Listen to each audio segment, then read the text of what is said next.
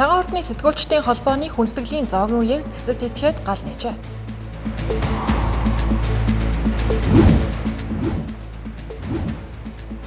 Иран улсын гадаад хэргийн сайд Орос улбаны улсыг зарлаа.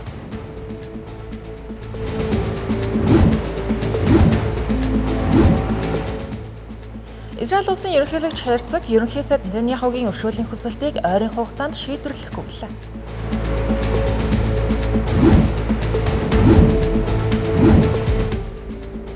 OpenAI компани эсрэг гаргасан Elon Musk-ийн хэмжээлийн дагуух хэргийн шүүх хурал болох гэж байна.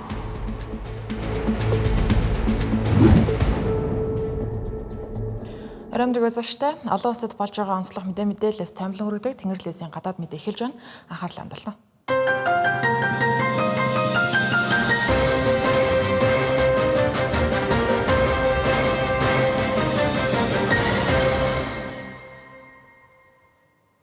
Эхний мэдээ.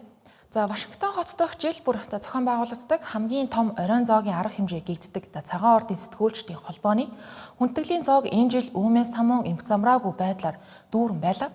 Энэ жил мөн Дональд Трампын хувьд 10 жилийн дараа ерөнхийлөгчийн хувьар энэхүү оройн зоогт орж байгаа анхны тохиолдол нь боловч оройн зоогоо дуусгаж чадсангүй. Учир нь оройн зоогийн үеэр зэвсэг этгээд гал нээх гэж завдаж улмаар оройн зоогийг нэн даруй зогсоож оролцогчдыг гаргах хэрэгтэй болсон байна. Халдлага үйлдэхийг завдсан гэж сэргэлэгдэж байгаа зэвсэгт этгээд газар дээрээ баривчлагдсан. Дональд Трампын саргаа энэхүү үйл явдлыг террорист халдлага байсан байж магадгүй. С жижигтнийг өндөр албан тушаалнуудыг онилж халдлага үйлдэх гэж байсан гэж сэжиглэж байна. Албаныхны мэдээснээр сэжигтэн зочид буудлын бүжгийн танхимын гаднах шалган нэвтрүүлэх цэгийг хүчээр давж орж ирсний дараагаар хамгаалтын ажилтнууд түүн рүү гал нээсэн байна. Тухайн үед танхимд ерөнхийлөгч Дональд Трамп, тэргүүн хадагтай Мелания Трамп, мөн Дональд Трампын саргааны өндөр албан тушаалтнууд, мөн олонний танил, улс төрчид гээд сэтгүүлчд мөн цугласан байсан. Америк нэгдсэн улсын хэвлэлүүдийн мэдээлснээр сэжигтнийг 31 настай Коул Томас Айлин гэх хүн байж магадгүй гэж мэдээлж байна. Тэрээр Калифорни мужийн Торренс хотод амьдардаг нэг юм байна. Вашингтон DC-гийн мөрдөн байцаагчид сэжигтэн тухайн зочид буудалд өрөө аван байрлаж байсан гэж үзэж байна. Сэжигтний тухай хувийн мэдээллүүд тун ховор байна. Facebook дэх зарим мэдээлэлээс нь харах юм бол 2024 оны 12 дугаар сараас эхлэн C2 Education гэх нэртэй коллежийн бэлтгэл сургуулийн хувийн компанид багшилдаг байсан байж магадгүй. Түүнчлэн LinkedIn дээрх профайлаас нь харах юм бол түүнийг механик инженер, компьютерийн шинжлэх ухааны мэргэжилтэй, тоглоом хөгжүүлэгчийн туршлагатай багш гэж тодорхойлсон байна. Мөн холбооны сонгуулийн санхүүгийн бүртгэлээс харах юм бол тэрээр 2024 оны ерөнхийлөгчийн сонгуулиар Камала Харрисыг дэмжиж ардчилсан намын улс төрийн хороонд $25 хандив өгсөн байсан юм.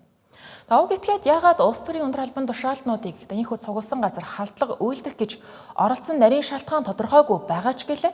Энэ хэрэг өөрөө улс төрчдийг чиглэсэн халдлага үүмээс самун иргэдийн дундах улс төрийн үзлийн хуваагдмал байдал цаашлаад улс төрчдийн аюулгүй байдлыг хангах дүрм журм стандартын асуудлыг дахин хөндөж байгаа хэрэг. Вашингтон DC-гийн цагдаагийн төр дарга Джеффри Коррилийн мэдээлснээр сэжигтэн зочид буудалд зочин байдлаар байрлаж байсан гэх давуу талаа ашиглан дотогш нэвтэрсэн гэж үзэж байгаа. Учир нь бям гарагийн оройн зогт болохын өмнөх өдөөс хойш 2 цагаас эхлэн зочид буудлыг олон нийтэд хааж зөвхөн урилгатай хүмүүс болон тасалбартай зочдыг нэвтрүүлж байсан юм. Зочид буудалд нэвтрэх хэрэгтэй байсан хүмүүсийг харах юм бол зөвхөн зочид буудалд өрөө авсан байрлаж байгаа хүмүүс, оройн зоогийн тасалбартай хүмүүс, хүлээн авалтын урилгатай хүмүүс, эсвэл цагаан ордын сэтгүүлчдийн холбоотой ямар нэгэн байдлаар холбоо хамаарал бүхий албан ёсны бичиг баримттай хүмүүс байсан юм байна. Нийтдээ 2300 гаруй зочин бүхий энэхүү томоохон арга хэмжээ буудлын зоогийн газар биш, харин буудлын доод давхрын хүлээн авалтын танхимд болсон. Ийшээ нэвтрэхэд нэмэлтээр шалгалтууд бол мэдээж байгаа. Тухайлбал тасалбар шалгах, металл илрүүлэгчээр оруулах зэрэг аюулгүй байдлын агентлагуудын хамтарсан шалгалтууд байсан. Хэрвээ үнэхээр энэ халдлага Дональд Трампыг онилсан байсан бол энэ нөрөө улс төрийн тун эмзэг маргаатай сэдвүүдийг хүндгэн гарцаагүй. Юун түрүүнд өмнө ч гэсэн ийм оролдлогууд гарч байсан гэдгийг дурдхан зүйтэй. Тухайлбал Дональд Трамп нь ерөнхийлөгчийн болон сонгуулийн кампанид ажлынхаа үеэр хэд хэдэн удаа халдлагад өртөж байсан. Хамгийн ноцтой хэрэг нь 2024 оны 7 дугаар сард Пенсильвани мужийн Батлер хотод түүнийг дэмжигчтэйгээ уулзаж байх үед гарсан баг. Тухайн үед буутай этгээд тайсны эсрэг талын дээвэр дээр гарч байсан. Тийх удаа байрлан гал нээсэн. Энэ хэрэгээс олж нэг хүн амирагдаж Дональд Трамп чихэн тус газар ширхэгдсэн байдаг. Гал нээсэн игдэж байгаа 20 настай залууг албаныхан газар дээр нь бол буудаж золмоор хэрэгтэн амьсаа алдсан байдаг.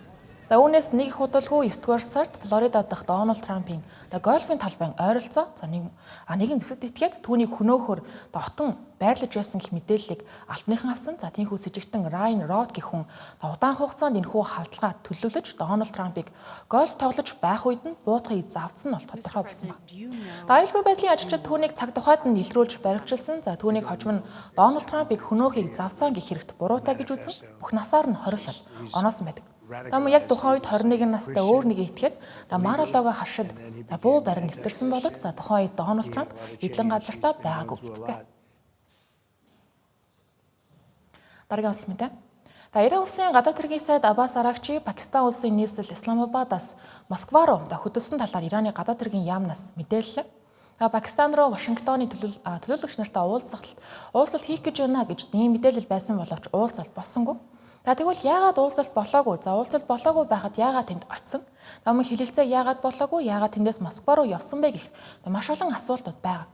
Ерөнхийдөө Аббас Арагчигийн энэ удаагийн айлчлал нь Ираны дайныг зогсоох дипломат хүчин чармайлт ямар докторгүй эргэлзээтэй. Үйл явдлын өрнөл хаашаач хамаагүй яаж эргэж болохоорыг харуулсан хэрэг болж байгаа юм. Юу болсон тухайд цаг хугацааны дараалалаар нь харуулъя. Юун түрүүнд тэрээр хилэлцээрт оролцохоор зууршлагч улс болох Пакистан улсын нийслэл рүү очсон баг юм гарагт. Гэвч уулзалт туслагдсан бололтой тэрээр Оман улсын нийслэл Макат руу хөдөлсөн. Тэндээсээ Москва руу явна гэх мэдээллийг албаныхан өгсөн байсан. Гэвч энэхүү мэдээлэл цацагтай зэрэгцээд Дональд Трамп уулзалтанд төлөөлөгчдөө илгээхээ боллоо гэсэн мэдээлэл хийсэн байна. Хачиргалтай нь Аббас Арагчи Москва руу тийхүү хөдлөхийнхээ өмнө буцаад маш богино хугацаанд буцаад Исламабад хот руу орж ирсэн. Үүний шалтгаан нь бол тодорхойгүй. Цагаан ордон анхандаа бол тусгай төлөөлөгчд болох Стив Витков, Жаред Кушнер нарыг Исламабад руу илгээхээр төлөвлөж байсан.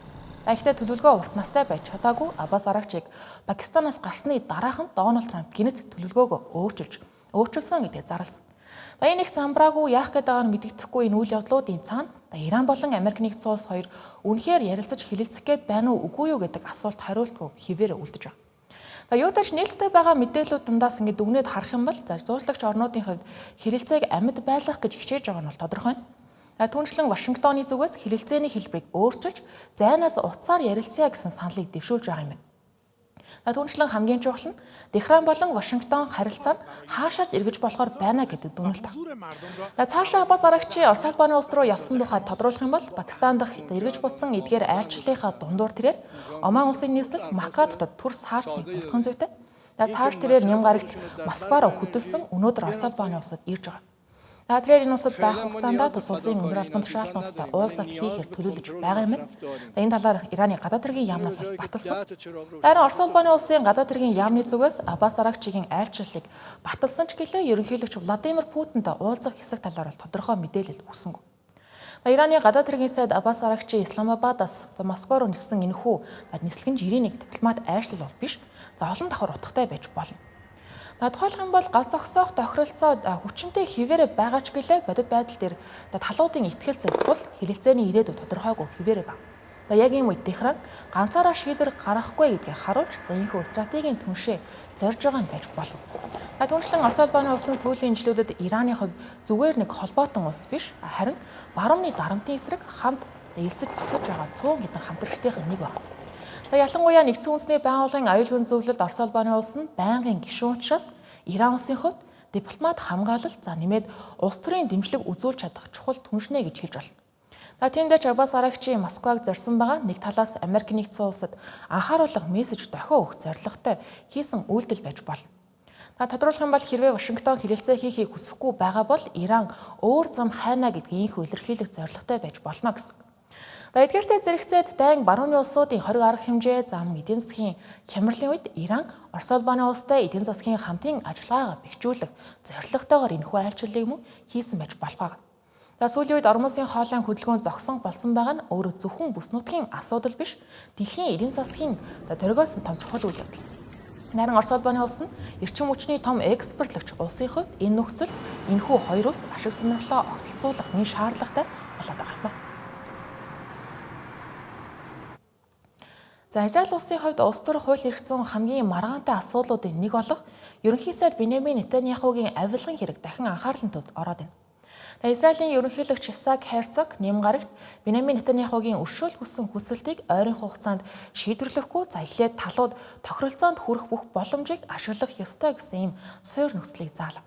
Ингэснээр уг хэрэг нь ойрын үед шийдэгдэхгүй нь тодорхой болж байгаа юм. Биньямин Нетаньяху нь дурдах юм бол Израиль улсын түүхэнд албан тушаалд байх хугацаанд эрүүгийн хэрэгт буруутгагдаж шүүхийн өмнө зогсож байгаа анхны ерөнхий сайд. Нетаньяхугийн хууль эрх зүйн асуудал ойролцоогоор 10 жилийн өмнөөс эхэлсэн гэж үздэг. Тухайлбал 2019 онд яллах дүгнэлт нь шүүхээс хэдийн гарсан. Тэр цагаас хойш Израилийн улс төрийн хувьд тун хуваагдмал байдлыг энэ нөхцөл байдал үүсгэсэн байна. 2019-оос 2022 оны хооронд 5 удаагийн ээлжид бус сонгуул энэхүү маргааны улмаас үүссэн нэгддэг. Дараагийн сонгуул нь 2026 оны 10 дугаар сараас өмнө болох ёстой байна. Биньямин Нетаньяхугийн хувьд өөрт нь тулгадж байгаа авилга, заллин, итгэл алдсан гэх бүх хэрийг үүсгэж байгаа. Харин ерөнхийлөгч Херцгийн хувьд энэ маргааны хамгийн зөв гарц нь талууд харилцан тохиролцох явдлаа гэж үзэж байгаа гэдгийг илэрхийлсэн байна. Тэрээр мэдэгдэлтэй шүүхийн гадуур тохиролцоонд хүрэх оролдлогыг бүрэн дуусгалсны дараа л өршөөлийн тухай асуудлыг авч үзнэ гэсэн юм. Биньямин Нетаньяху өнгөрсөн оны 11-р сард анх өршөөлгөсөн өргөдлөө гаргаж ирсэн. Израиль улсын хууль дүрмээр ерөнхийлөгч ял эдэлж байгаа этгээдэд өршөөл үзүүлэх хэрэгтэй боловч шүүх хурал үргэлжилж байгаа ийм нөхцөлд өршөөл үзүүлнэ гэдэг нь өөрөө зөрчилтэй маргаан дагуулж болзошгүй. Ийм жишээ өмнө гэсэн байгаагүй. Тухайн үед ерөнхийлөгчийг өршөөл үзүүлэх гэж байна гэх мэдээлэл гарахтай зэрэгцээд сөрөг хүчнийхэн хүчтэй эсэргүүцлээ илэрхийлж байсан. Харин одоо бол 2020 онд эхэлсэн энэхүү шүүх ажиллагаа дахин үргэлжилж байна гэсэн үг. Биньямин Нетаньяху энэ 7 хоногт шүүхийн өмнө дахин зогсгоно. Энэ 7 хоногт технологийн ертөнцийн хамгийн хүчтэй дуу хоолойнууд гэж хэлж болох үз Elon Musk болон OpenAI компани үүсгэн байгуулагч Sam Altman нарын асуудал шүүхийн танхимд шилжих гэж байна. Тодруулах юм бол Elon Musk-ийн гаргасан Sam Altman болон OpenAI компани эсрэг нэхэмжлийн дагуух Калифорни мужийн Окланд хотод шүүх хурал болох гэж байгаа гэсэн үг. Энэхүү хэрэг нь хиймэл оюуны ирээдүйг хүртэл өөрчилж чадах үз томоохон хэмжээний үйл явдлаа гэж салбарын дүгнэж байна. Үүнийг тайлбарлахын тулд маргаан эхэлсэн үе гэгдэж байгаа 2015 оноос эхэлж тайлбарлах шаардлагатай болно. Тухайн үед OpenAI компаниг Elon Musk, Sam Altman өөр хэд хэдэн судлаачдын хамт хүн төрөлхтөнд ашигтай байдлаар хиймэл оюун ухааныг хөгжүүлнэ гэсэн юм зорилготойгоор ашигын бус хэлбэртэйгээр байгуулах зорилготойгоор эхэлж байсан байдаг. Өөрөөр хэлбэл тэдний анхны зорилго нь хиймэл оюуныг ашиг олох хэрэгсэл биш, харин хүн төрөлхтний сайн сайхны төлөө гэж хөгжүүлэх зорилготой байсан гэсэн. Гэвч одоогоор бол OpenAI компаниг харах юм бол жил ирэх тусам үйл ажиллагаа нь ашигын төлөө шинжтэй болж байгаа. Энэ чиглэлч гэсэн огцом өөрчлөлтүүдийг хийж байгаа. Үүнийг Elon Musk, Sam Altman, OpenAI-г үүсгэн байгуулсан зорилгыг нь зөрчиж байна гэж үзэж байгаа юм. Ингэхдээ компани одоогийн удирдлагуудын зүгээс ашигын бус гэх нэрийдлэр хөрөнгө босгож, технологи хөгжүүлснийхээ дараагаар компанийн үндсэн зарчмыг орхигдуулж, томоохон компаниудтай ашиг олох зорилготой ашигын шинжтэй гэрээнүүдийг байгуулсан гэж буруутгаж байна. Харин үүнийг Sam Altman-ы зүгээс эрс эсэргүүцдэг. Ингэхдээ Elon Musk өөрөө 2018 онд дотоод зөрчилдөөнөөс болж компаниас гарсан. Үүнийхээ дараа өөрийн гэсэн хиймэл оюун ухааны бизнесийг эхлүүлсэн. Тийм учраас одоо OpenAI-тай маргаж байгаа нь хиймэл оюуны өрсөлдөөнд ялагдсан гэдгээ хүлээн зөвшөөрч чадахгүй байгаа хүний үйлдэлээ гэж тайлбарлаж байгаа юм. Анхандаа Elon Musk нийтдээ $38 сая хөрөнгө оруулалтыг энэхүү стартапад анх оруулж байсан. Одоо тэрээр $134 тэрбум гаруй $1 нөхөн төлбөрийг шаардаж байгаа юм. Гэхдээ энэ нөхөн төлбөрийг OpenAI-ийн анхны ашигын бус сан руу буцаан хуваарлахыг хүсэж байгаа. Хэрвээ Elon Musk-ийн талд шүүхийн шийдвэр гарах юм бол OpenAI компани IPO хүртэл саатах боломжтой. Шүүх хурал 2-3 хоног үргэлжилнэ гэж таамаглаж байгаа. Энэ хугацаанд хоёр талын хамгийн чухал баримтууд дотоод маргаанууд ил болно гэсэн хүлээлттэй байна. Түүнчлэн Elon Musk өөр энэ талаар ярихдаа шүүх үйл ажиллагааг үзэхэд үнэхээр сонирхолтой шоу байх болно. Нотлох баримтууд бүх зүйлийг харуулна гэвчлэн хэлж байгаа нь олонний анхаарлыг энэ хэрэгт бүр ихээр татаж байгаа юм. Үүн дээр нэмээд шүүх хуралд Microsoft-ийн гүйцэтгэх захирал Сатя Наделя тэргүүтээ технологийн томоохон тэргүүнүүд хүртэл оролцох төлөвтэй байгаа юм. Одоогоос 40 жилийн өмнө хүн төрөлхтний түүхэнд хамгийн ноцтой цөмийн осол болох Чернобылийн осол болж байсан юм байна. Үүнийг тохиолдуулан удаан хугацаанд Украинд дурсгалын арга хэмжээ болж байна. За энэ үеэр Орос улбаны улстай хийж байгаа дайн нь 5 дахь жилдээ орж байгаа. За үүнтэй холбоотойгоор цөмийн станцуудын аюулгүй байдлын асуудал дахин яригдж байгаа гэд олон асуудлууд тулгамдж байгаа болохыг албаныхан хэлж байна. Дурсгалын арга хэмжээнд Киев хот болон осол гарсан станц дээр зохион байгуулагдаж, Украины удирдлагууд болон олон улсын төлөөлөгчид цуглан хүндэтгэл үзүүллээ. 1986 онд тохиосон осол дэлхийн түүхэнд хамгийн том цөмийн осол юм. Энэхүү ослын улмаас хэдэн зуун мянган хүнийг нүүлгэн шилжүүлж, Европ даяар сая хүн цацрагт уртжсэн. Гэхдээ хэдийгээр урт хугацааны үр дагавар нас баралтын та одоо хүртэл маргаан дагуулсан асуудал хэвээр байгаа ч цацрагт өрснөөс үүдэлтэй өвчин эмгэгүүдийн тохиолдол үргэлжилсэн хэвээр байгаа. Одоогийн байдлаар тухайн бүс нутагт амьдарч буй хүн байхгүй, зэрлэг амьтад тогтсон суурь шат байгаа боловч Чернобылийн орчимд амьдрах иргэдийн санаа зовнил нэмэгдсээр байна. Өнгөрсөн онд Оросын дурооны цохилтын улмаас 2016 онд Sweden реакторыг хамгаалах зорилгоор суурилуулсан аврах хамгаалалтын нуман байгууламж гэмтсэн байна. Одоогоор цацрагийн алдагдал илрээгүйч засварын ажил 500 сая еврогоос дээш зардал шаардлагатай гэж албаныхан мэдээлсэн. Мөн 2024 оноос хойш тухайн бүс нутгийн ойролцоо довтлогооны зориулалтаар илгээсэн дроонууд илэрчээ. Энэхүү одоо үргэлжилж буй дайны нөхцөлд Украин эрчим хүчнийхээ ойролцоогоор 70%-ийг цөмийн их үүсвэрээс хангаж байгаа тул энэ жилийн ослын ойн зөвхөн дурсамж бус харин аюул алга болоогүй байгааг сануулсан хэрэг болж байна. Учир нь ослоос хойш хэдийн 40 жил өнгөрсөн боловч Украинд дахин цөмийн осол гарах эрсдэл өндөр хിവэр байгаад Украины эрх баригчид ард иргэд санаа зовж байна. Дурсгалын арга хэмжээний үеэр ерөнхийлөгч Владимир Зеленский цөмийн зэвсгийн аюул алга болоогүй хിവэр байгааг онцолж Оросын албаны улсын хяналтад байгаа Запорожны цөмийн цахилгаан станцын асуудлыг хөндсөн. Уг станц 2022 онд Оросын албаны улсын мэдэлд орсноос хойш цахилгаан хэд хэдэн удаа тасалдсан явдал нь цөмийн осол гарах эрсдлийг нэмэгдүүлж байгаажээ. Хөтөлбөр үргэлжилж байна. Өргөжлүүлэн бусад онцлог мэдээллийг товчоор багслуулна.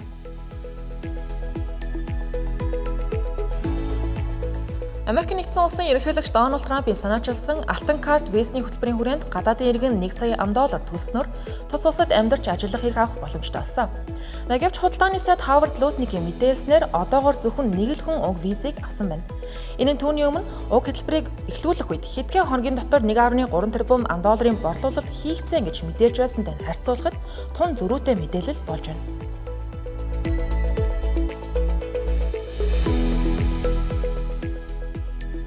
Япон улсын хойд бусад гарсан ойн төмрийг унтраахаар 1400 гаруй галс хөнөөгчд болон өөрийгөө хамгаалах хүчний албан хаагчид ажиллаж байна.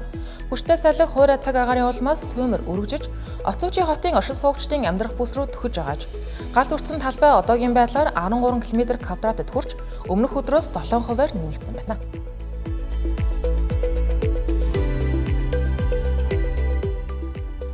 Ираны дайны улмаас Ормосын хоолой бүрэн шахуу хаагдаад байгаагийн улмаас Япон тэргүүтээ Зүүн Өмнөд Азийн улс орнуудад нөхцөл байдал тун хүнд байна. Үүнтэй холбогдуулан өнөөдөр Америк нэгдсэн улсаас Япон улс руу түүхийн нефть татсан хөлөг очсон байна. Энэ Ираны дайн ихснээс хойших Япон улс руу очиж байгаа Америк нэгдсэн улсын анхны нефтийн нийлүүлэл болж байгаа юм.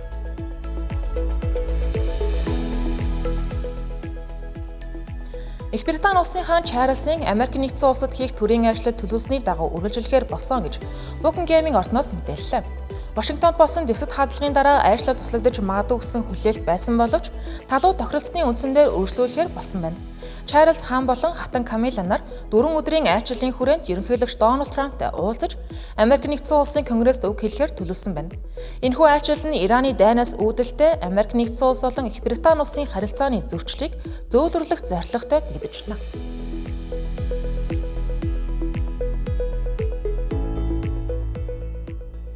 Тэгэхэд дахинд болж байгаа онцлог мэдээлэлээс таймлан хүргэдэг Тэнгэр лэсийн гадаад мэдээ хүлээн авсан баярлалаа. Сайн хамраарай.